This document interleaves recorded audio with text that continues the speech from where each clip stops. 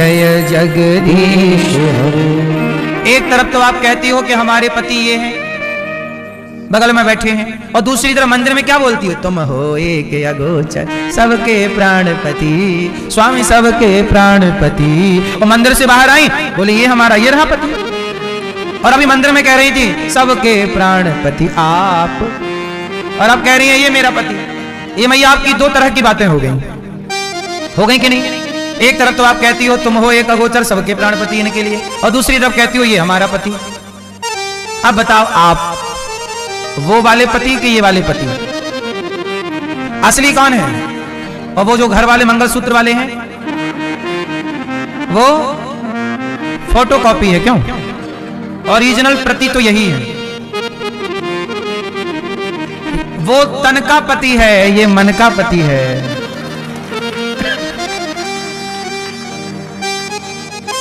इसलिए आपके पति, ये संसार का पति कुछ समय का पति है, कुछ समय के लिए मिला हुआ है, इसे परमानेंट मत मान लेना। ये आपका पक्का वाला नहीं है। ये तो जरा दिमाग खराब हो तो बोल दे जा अपने बाप के घर। क्यों? ये बोल देता है कि जाओ, पर हमारे भगवान कभी नहीं बोलते कि मेरे यहां से चले जाओ। इसलिए संसार के पति के संग रहना मेरी मां। अब इसका मतलब ये नहीं कि अपने पति को आप छोड़ दो, छोड़ना मत, अपने पति के संग रहो। अपने पति को हमारे सनातन में पति में ही परमात्मा का दर्शन करना चाहिए। अपने पति में क्या मान लो? तो जिस परमात्मा को आप कहती हो तुम हो एक अगोचर सबके प्राणपति, यदि वो परमात्मा पत्थर की प्रतिमा में है तो वह परमात्मा आपके पति में भी है, सब में वह देखा जा सकता है। तो अपने पति को उसी भाव से देखा करो कि ये भगवान है।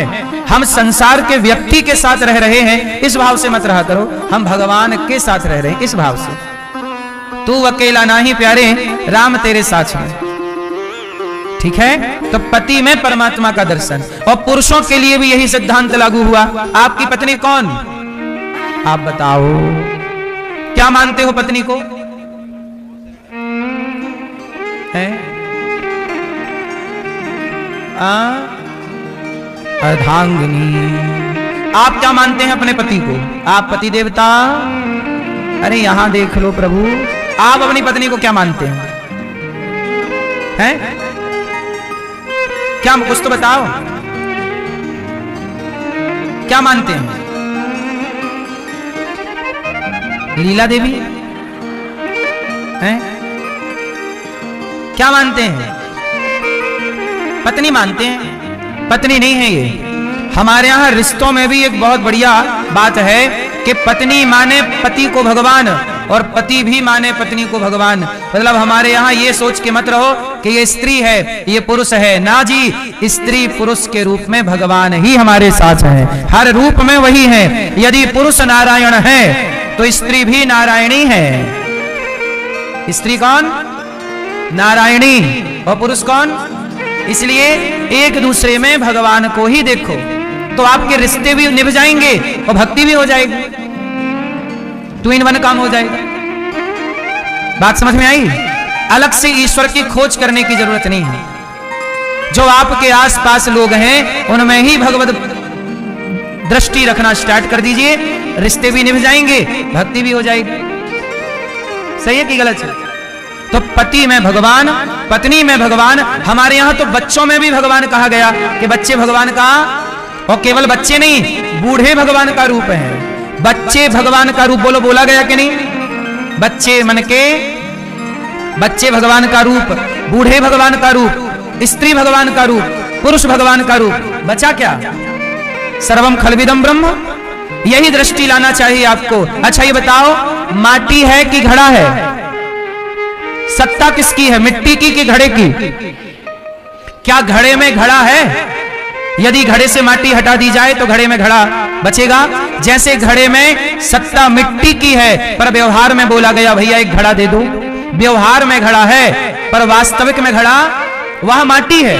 जैसे वास्तविक में मिट्टी है पर व्यवहार में घड़ा है, उसी तरह व्यवहार में ये स्त्री है, ये पुरुष है, ये पेड़ है, ये पौधा है, पर यथार्थ में सब में वही एक परमात्मा समाया है। घड़े में जैसे मिट्टी की सत्ता है, ऐसे संसार में भगवान की सत्ता है। इसलिए पत्नी में भी वही, पति में भी वही, बच्चे में भी वही, बूढ़े में भी वही, सब में अपने भगवान को देखा जाए और सबसे ऐसा व्यवहार किया जाए कि ये व्यवहार हम भगवान के साथ कर रहे हैं। फिर आपके रिश्ते भी बढ़िया चलेंगे और पति में परमेश्वर का दर्शन भी होता रहेगा, पत्नी में ईश्वर का। फिर आपकी लड़ाई झगड़ा भी नहीं होगी, क्योंकि भगवान से कौन लड़ेगा फिर? यही तो भावना रखनी चाहिए, इसी भावना से भगवान मिलते हैं। अब आप पत्नी की सेवा, आप पत्नी का ख्याल रख नहीं पाए, पति का ख्याल रख नहीं पाए, घर परिवार छोड़ के बोले, एक आदमी आया बोले महाराज जी हम सब छोड़ के आ गए, अब भजन करेंगे भगवान का। अब इनसे पूछो कि कौन सा भजन करेंगे? क्या भजन की परिभाषा क्या है? माँ को छोड़ाए, बाप को छोड़ाए, पत्नी को छोड़ दिया, बच्चों को छोड़ दिया, बोल रहे हैं भजन करेंगे। क्या भजन है? क्या बाप की सेवा करना भजन नहीं था? क्या माँ की सेवा करना भजन नहीं था? क्या बच्चों को संस्कार देना भजन नहीं था? क्या पत्नी के लिए अच्छा पति बनकर उसकी खुशियों में साथ देना? तो मैंने वीडियो बंद कर दी है, अब इस आप लोगों को आवाज़ सुनाई नहीं देगी। तो जो सब्सक्राइब करेगा ना उसके फ़ोन में आवाज़ आने लग जाएगी। अगर आपके फ़ोन में भी आवाज़ नहीं आ रही तो सब्सक्राइब कर दो, देखो आवाज़ अपने आप चालू हो जाएगी। आप जैसे ही सब्सक्राइब करोगे आवाज़ अपने आप आने लगेगी। देखो बहुत से लोगों के फ़ोन में आवाज़ आ रही है, आपके फ़ोन में अगर अभी तक आवाज़ नहीं आ रही तो आपने सब्सक्राइब नहीं किया, सब्सक्राइब कर दो, सब्सक्राइब करो। उसके दुख में साथ देना क्या भजन नहीं था? बोलो। तुम्हारे बच्चे अब तुम छोड़ के सब आ गए, अब तुम्हारी पत्नी बेचारी मजदूरी कर रही है, काम कर रही है, बच्चों को पढ़ा लिखा के योग्य बना रही है, भजन तो वो कर रही है। भजन का मतलब भागना नहीं है, भजन का मतलब अर्जुन भाग रहे थे, मैं जंगल जाके कृष्ण कृष्ण कृष्ण कृष्ण जपूंगा, भगवान बोले पागल, कृष्ण कृष्ण जपेगा भजन करेगा नहीं, ये धनुष उठा और गांडी उठा और लड़। इस समय तेरा लड़ना ही तेरा भजन है, इस समय तेरा लड़ना ही तेरा भजन है। भजन करो, भजन करो। क्या भजन करें? अपने कर्तव्य को डॉक्टर ईमानदारी से मरीज की सेवा भगवान मान के करे तो उसका डॉक्टर बनना, मरीज की सेवा भगवान जान के करना, उसका डॉक्टर बनना, मरीज का इलाज करना, वही उसका भजन है। ईमानदारी से करे।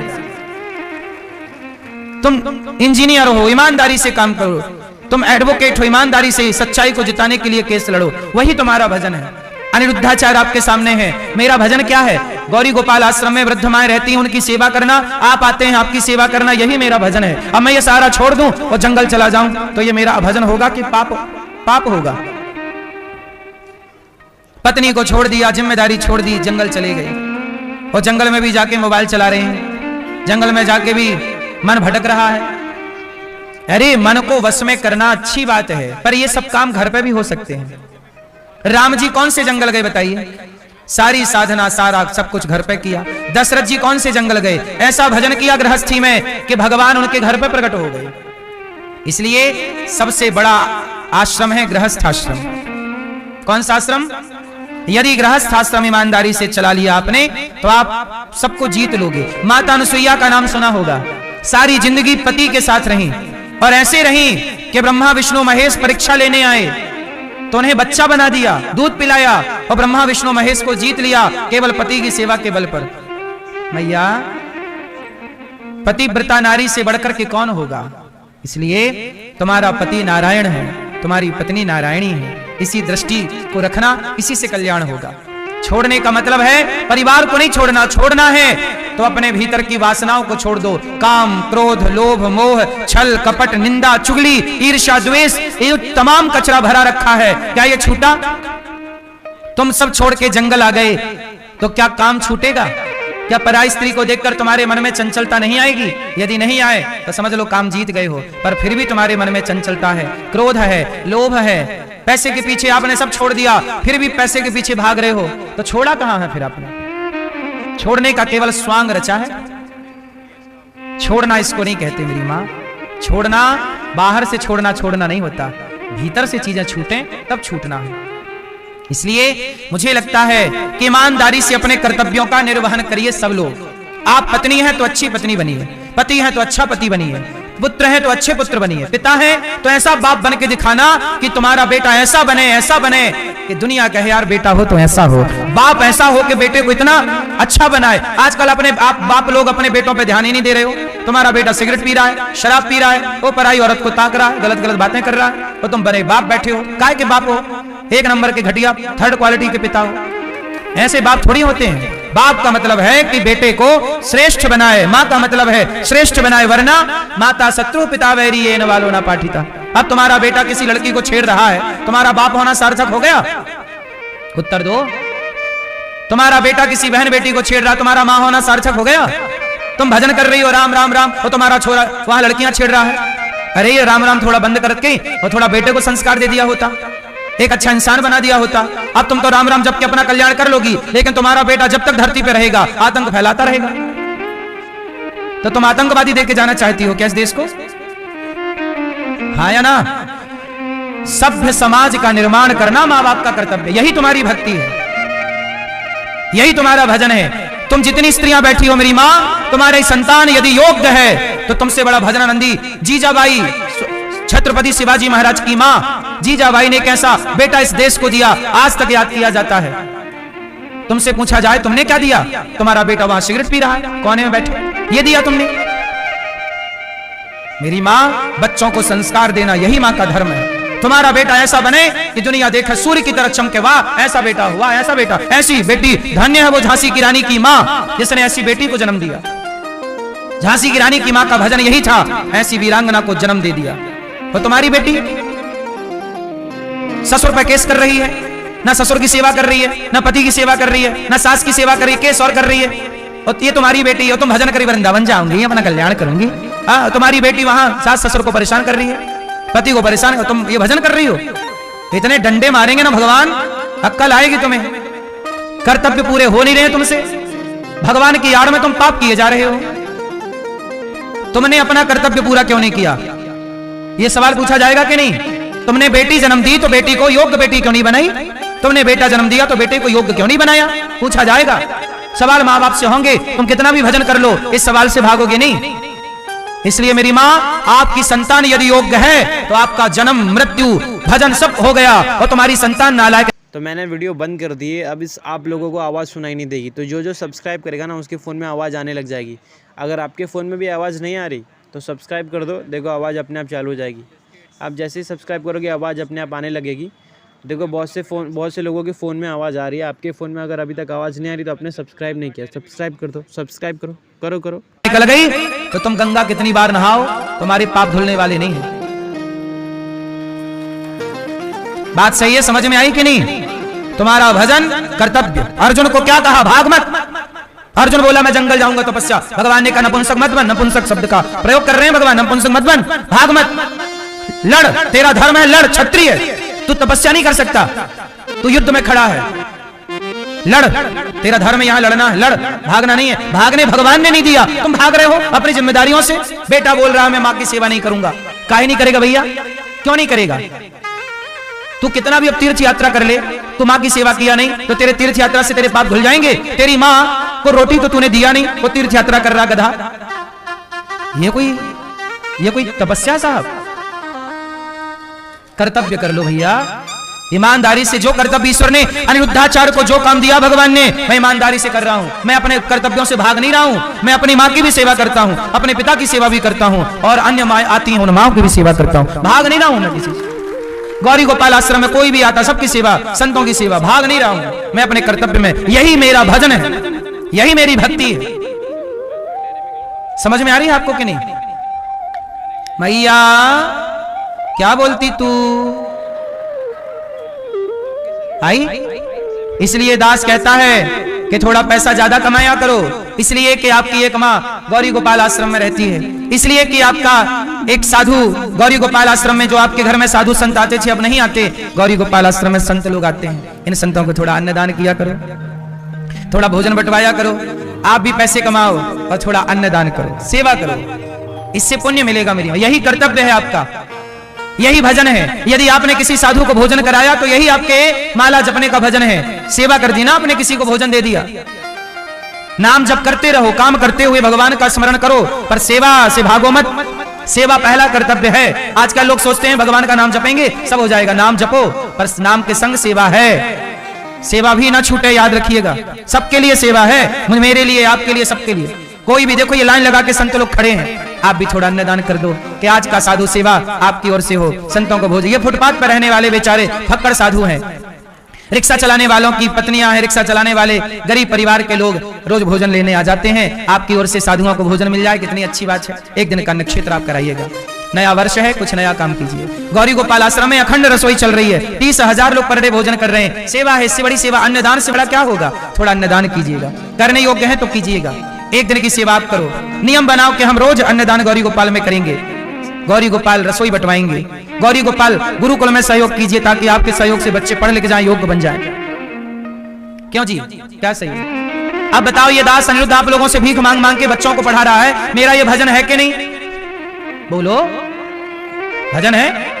यही तो भक्ति, भगवान यही तो देखेंगे तुमने क्या किया। भगवान का नाम जपो साहब, पर कर्तव्य ना छोड़ो। कर्मण्येवाधिकारस्ते मां फलेषु कदाचन, गीता में स्पष्ट कहा, कर्म प्रधान विश्व करी राखा, जो जस करहि सो तस फल चाखा। कर्म ना छूटे, कर्म छोड़ोगे तो भगवान फिर आपको छोड़ेंगे नहीं। कर्म क्यों छोड़ा तूने? कार्य क्यों छोड़ा? जो कार्य था वो करता रहता ना, वो करता हुआ मुझे याद करता। कितने भक्तों की कथा है कि वो भक्त अपना काम करते। आपने सुना होगा कबीरदास जी जुलाहे थे, सारी जिंदगी कपड़ा, इतने बड़े संत कबीरदास जी, पर कपड़ों का काम बंद नहीं किया। रैदास जी इतने बड़े साधु थे, रैदास जी, पर सारी जिंदगी जूता सिलते रहे। उनका खानदानी काम जूता सिलने का था। मोची थे ना, जूता सिलते और भगवान का चिंतन करते, काम नहीं छोड़ा। और जूता सिल के जो पैसा मिलता सेवा करते, काम नहीं छोड़ा। काम करते हुए उस पैसे से समाज की सेवा का भाव बनाए रखा। तो वो रैदास जी जिनके बारे में कहा गया कि मन चंगा तो कठौती में गंगा, उनके कठौता से गंगा मैया प्रकट हुई थी। कई बार कथा हमने विस्तार से कही है। सेवा बड़ी चीज है मेरी माँ, हल्के में मत लो सेवा को। गौरी गोपाल आश्रम में गैया रहती है, गाय की सेवा करो, चारा भूसा का सहयोग कर लेना, करने योग्य है तो। गौरी गोपाल आश्रम में हमारी माताएं रहती हैं। मैया कहाँ से आई हो मेरी माँ? कौन कौन है आपके घर में? घर में तो गुरु जी कोई नहीं है, एक लड़का है, हम संतान में है नहीं है। ये ठीक है, एक लड़का है तो 2 नाती हैं। तो आपकी सेवा कोई नहीं करता? कोई नहीं करे, मार मार के भगा जाऊँ यहाँ तो 2 साल हो गए। तो आपको किसने मारा? नातियों ने। नातियों ने? हाँ, 2 साल हो गए। तो बेटों के बेटा है? हाँ। दो बेटे थे आपके? एक बेटा। अब उसे एक बेटे के कितने बच्चे हैं? 2 बेटे हैं। तो उन्होंने मारा आपको? तो एक तो वो भी खत्म होगा, 3-4 महीना हो गए। तो आपको मारा किसने? बड़े बड़े नाती से बड़ा भी खत्म हो गया। अच्छा। हाँ, अब एक नाती हुआ है तो बस ससुराल में रहता है। आपकी सेवा नहीं करता कोई? नहीं, कोई नहीं कर रहा सेवा गुरु जी, जब तक हमने तो आश्रम में आए। तो यहाँ आप खुश हैं? बहुत सुख है गुरु जी, इतने सुख है हम, इतने हमारे घर कुंड सुख नहीं जा, जितने हमें तेरे सब चीज से भरे पूरे खाओ ऐसे ऐसे मार मार के भगा हमें। तो मार मार के भगा दिया? हाँ। किसने? नातियों ने। क्या बोला? कि भैया तुम्हारे कुछ नहीं है, जाओ भागो, जहाँ तुम्हें दिखा जाओ। अपनों ने देखो मार मार के माँ को निकाला। जब अपनों ने मार मार के निकाला तो इन माओ का अपमान जब अपनों ने किया, तब इन माओ को सम्मान गौरी गोपाल में मिला और इन माओ को भोजन मिला। इसलिए आपसे कहता हूं, एक दिन का भोजन आप बंटवाइए इन माओ को। कल का भोजन इन माओ को आप नहीं भोजन देंगे, इन माओ को अपनों ने तो डंडे मार के अपमानित करके निकाल दिया। आप भी सहयोग नहीं करेंगे तो माओ की सेवा कौन करेगा? इन माओ को आप नाश्ता बंटवा सकते हैं, माओ को भोजन करवा सकते हैं, रात्रि का दूध। मैया आपको यहाँ रहने के कोई पैसे तो नहीं लिए? आप खुश हैं यहाँ? आपको यहाँ कोई दिक्कत तो नहीं? कोई दिक्कत नहीं गुरु जी, सब चीज से दूध मिलता है। 6 बजे चाय आती है, नाश्ता आता है, फिर 12 बजे खाना आता है, फिर 4 बजे फिर चाय आती है। इन माओ के लिए ही ये दास आपसे भिक्षा मांगता है। आप भी योग्य हैं तो इन बेसहारा माओ का सहारा जरूर बनिएगा। आप ज्यादा पैसा कमाना इसलिए कि हम किसी माँ का सहारा बने, तो ये सहारा बनोगे, यही आपका भजन है, यही आपकी भक्ति है। जीवन में देखना बदलाव ना आए तो कहना दान करने से धन घटा नहीं है साहब। इन माओ के आंसू पहुंच के तो देखिए, सहारा बनिए तो सही। आपके जीवन में आपको तरक्की ना मिले तो कहना, आपके जीवन में धन दौलत ना बढ़े तो आप कहना। कुछ भक्तों ने सहयोग किया है, नाम श्रवण करते हैं सिद्धांतवीर महापुरुषों का, जिन्होंने धन को धर्म से जुड़ा है। आपको भी लायक बनाए हो भगवान, तो इन माओ को भोजन कराइए, यहाँ की सेवाओं से जुड़िए। बोलिए श्री गुरुदेव भगवान की जय। उपस्थित सभी श्रद्धालु जनों को जय श्री कृष्णा। चैनल के माध्यम से घर बैठकर कथा का रसपान कर रहे आप सभी श्रद्धालु जनों को जय श्री कृष्णा।